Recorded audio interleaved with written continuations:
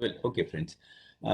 Today we are going to discuss about classical Marxism. That is one of the ideas given by Marx and later on elaborated by the different scholars, and that had made a significant contribution not only to the history writing but general knowledge creation. It had affected literature.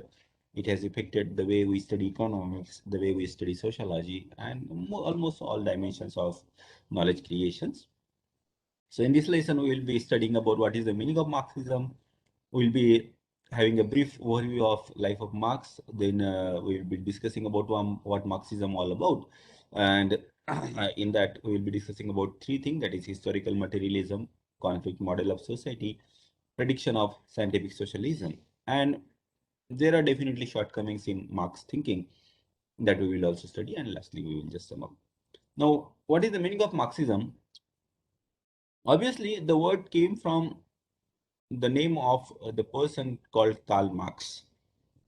He thought very deeply about the human existence, very deeply about history, and the kind of theorization that he put forward, those ideas and the ideas related to that developed on the basis of the ideas given by the Marx are collectively known as Marxism. And one important thing that he has done, like if you remember, in our last topic, that is positivism, we have studied that positivists believe that by seriously engaging with the past, by studying human history, you can derive certain laws and try to understand the trajectory of history. And that the positive is called as determined laws. That means if there is a particular situation and if you put human being into that, human being will behave in a particular manner. So, and the history will take accordingly, shape accordingly. So this is called determined laws, and that is the reason history is referred to as social physics by the positivists. Now, Marx have modified that, and he says that definitely we can derive certain laws by studying past, but everything in human life, everything in history have economic reason behind it, and that is the reason he calls it as an economic determinism. That means our literature, our politics, our culture, our philosophy, everything is dependent on economy. So you change the economic scenario and all that will change. So he called economy as a basis, and all these things that I have just referred to, politics, philosophy, literature and culture, that he call it as a superstructure. So he says that you change the base, that means you change the economy, the superstructure will change automatically. This is one of the important contribution of Marx. Of course, we'll be discussing that in detail, but let us now take an overview of Karl Marx's life. He was a Jew born in 1818 in Germany, who studied history, geography, law, philosophy and literature. And his father was a lawyer who also wanted that his son, Karl Marx, should also become a lawyer. But Marx was not really interested in law, and he was more inclined towards the study of philosophy. And while studying philosophy, he came under the influence of Hegel. Hegel was one of the important philosophers who thought very deeply about human existence, human life, human civilization. And Hegel has derived a law that is called dialectics. Dialectics is a word that came from the Greek word, which means having a dialogue. So Hegel, in his deep contemplation about the human life, sees that there is a dialogue everywhere, and in that dialogue, he sees three important processes, that is thesis, antithesis, and synthesis. Now, what does that mean? Hegel believed that there is a well-established thought pattern, there is a well-established way of thinking, which he refers as thesis. But that well-established way of thinking gives way, or it is challenged over a period of time, and that challenge comes as antithesis. And this two way of thinking, the thesis well established accepted way of thinking, the antithesis which challenges this thinking, there is a opposition, but over a period of time these two ideas merge together and then forms a synthesis. For example, in the Indian context, in the ancient time, by and large, Varna system, that your profession is determined by your birth, was a thesis, established thesis. People by and large did not challenge it. But then it came under challenge in the modern period. Phule and Ambedkar, they challenge it. They said this is not a justified system. It leads to exploration and everybody should have their place depending on their talent. So this is an antithesis.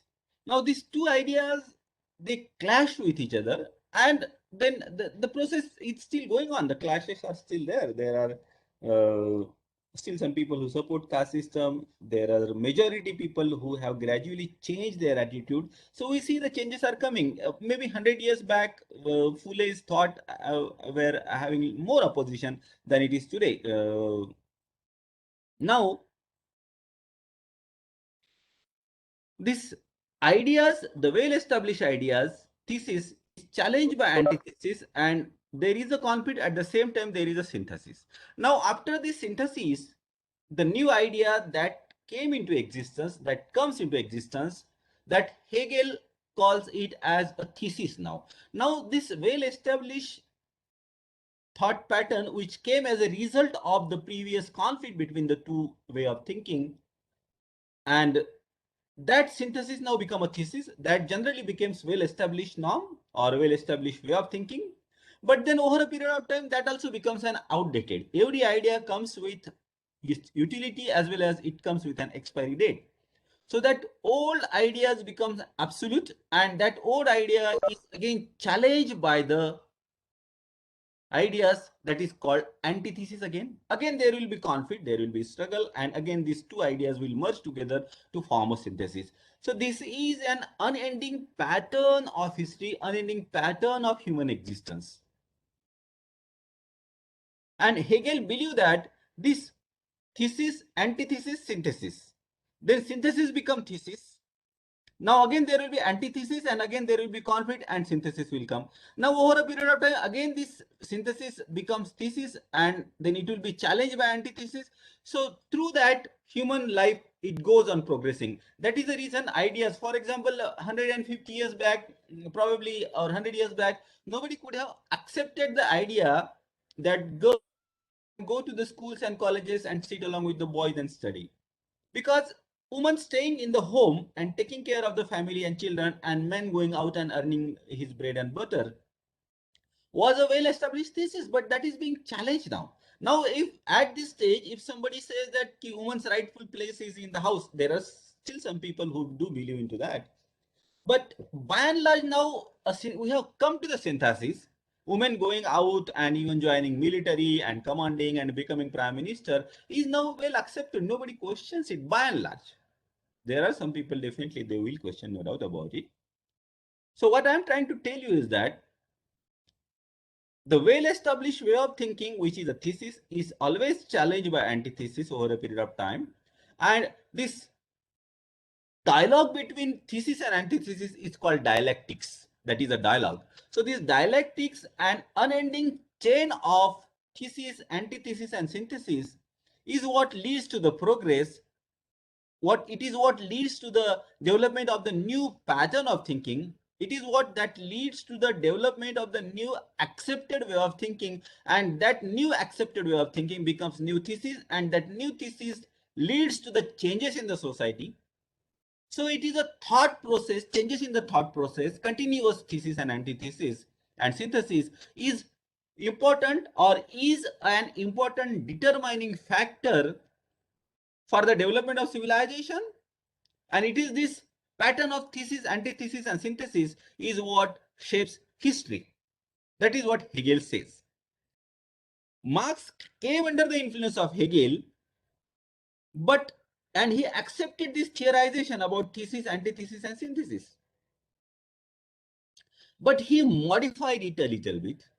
That of course we will be coming to later on. But now, if you have understood this thesis, antithesis, and synthesis, I must tell you here that Karl Marx have modified this theorization of Hegel.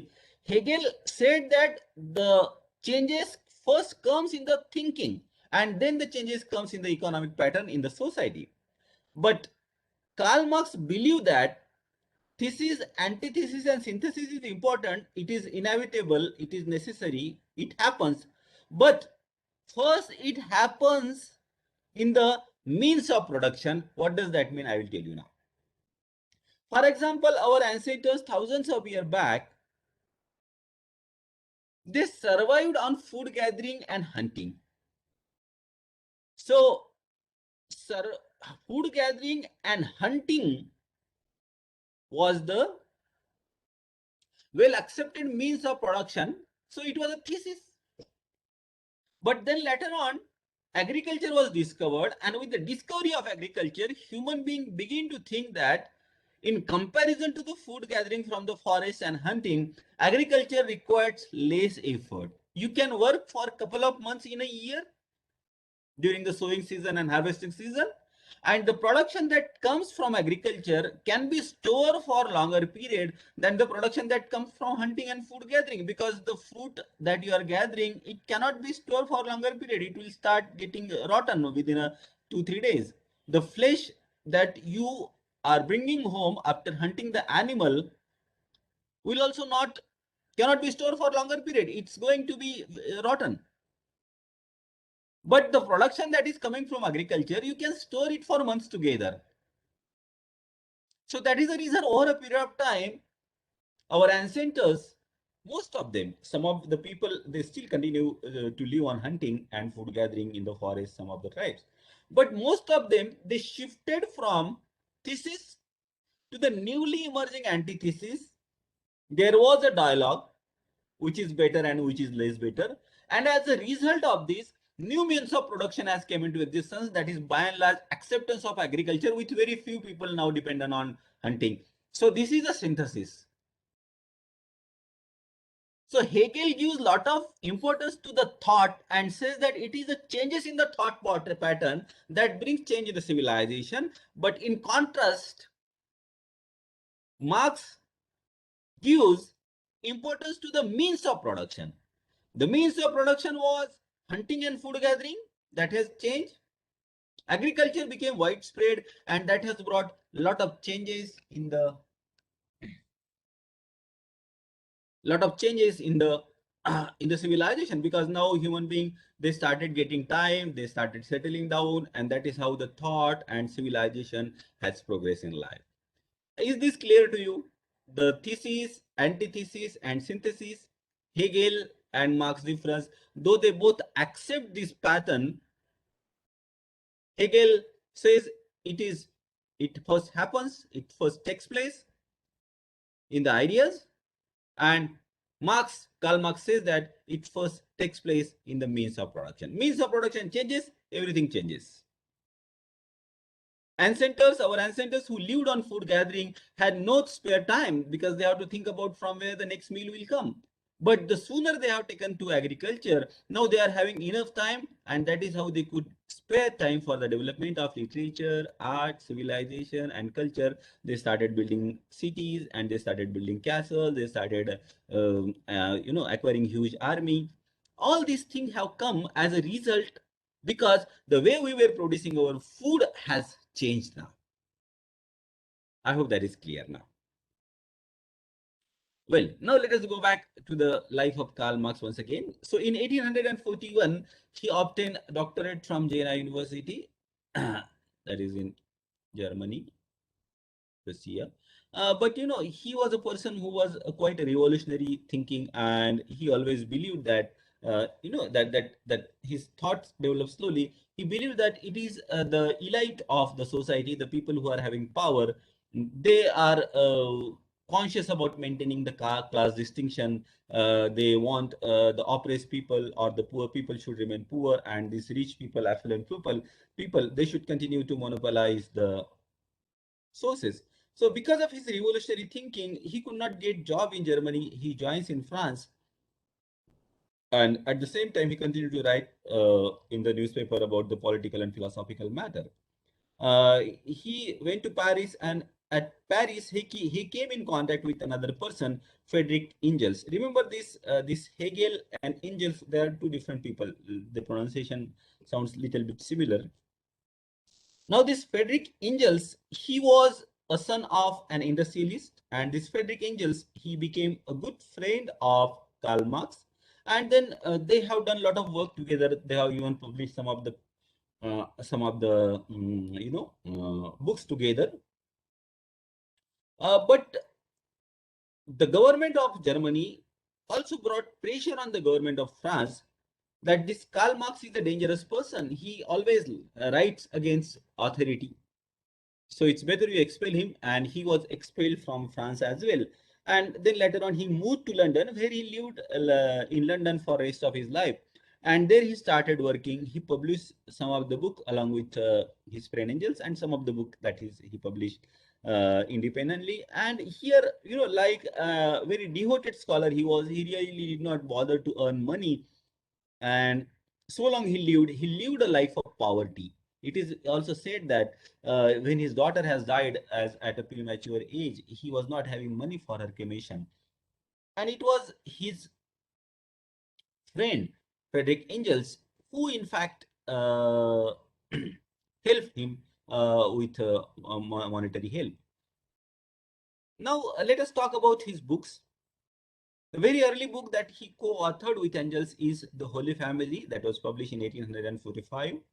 Then he published The German Ideology in 1846.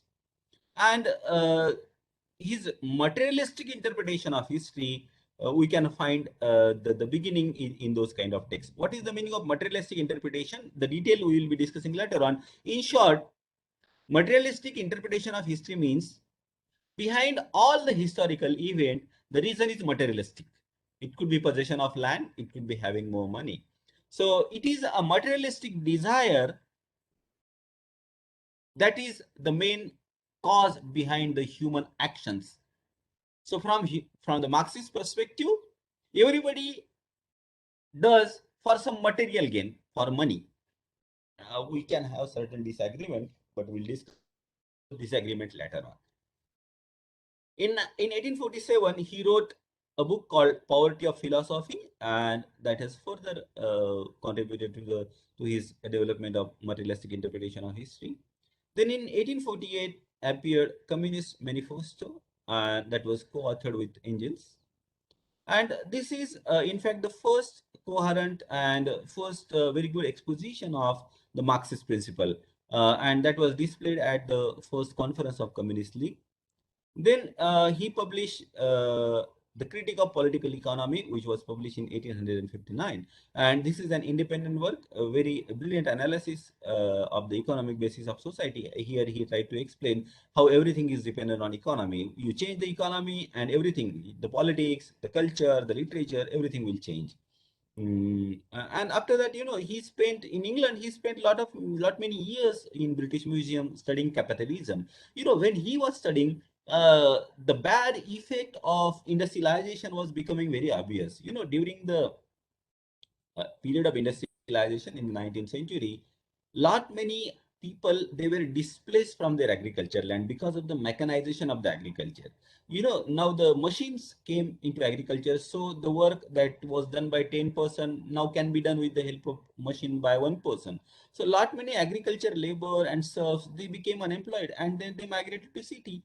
And this migrated labor who were not having job, they were available as a very cheap labor for the industries. And at the same time, when mechanization of agriculture was happening, at the same time, there was an industrialization that was going on in the cities. And these people, unemployed laborer, migrant from the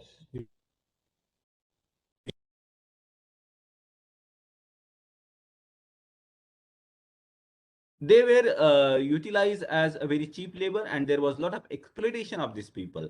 The labor, they were made to work for the complete 7 days in a week without holiday. They were made to work for long hours, 17, 18 hours, and they were paid very less salary. They had a very unhygienic living conditions. And Karl Marx, he studied all this situation, capitalism and its after effect, how the capitalist society or the capitalists, the people who are having money, who are the owner of the industries, how they are exploiting the poor people. And after studying this capitalism, he wrote Das Kapital, which came in 3 volumes, but first volume was published in 1868. Later on, he wrote second and third volume, but that could not be published during his lifetime, because for the simple reason that he did not had money to publish it, and those text 2 volume of Das Kapital, second and third volume, they were published after his death. And in fact, it is after his death that his writing have become very popular all across the world. And during his lifetime, as I have already said, I already referred that this person of exceptional caliber lived a life of poverty. So just a minute.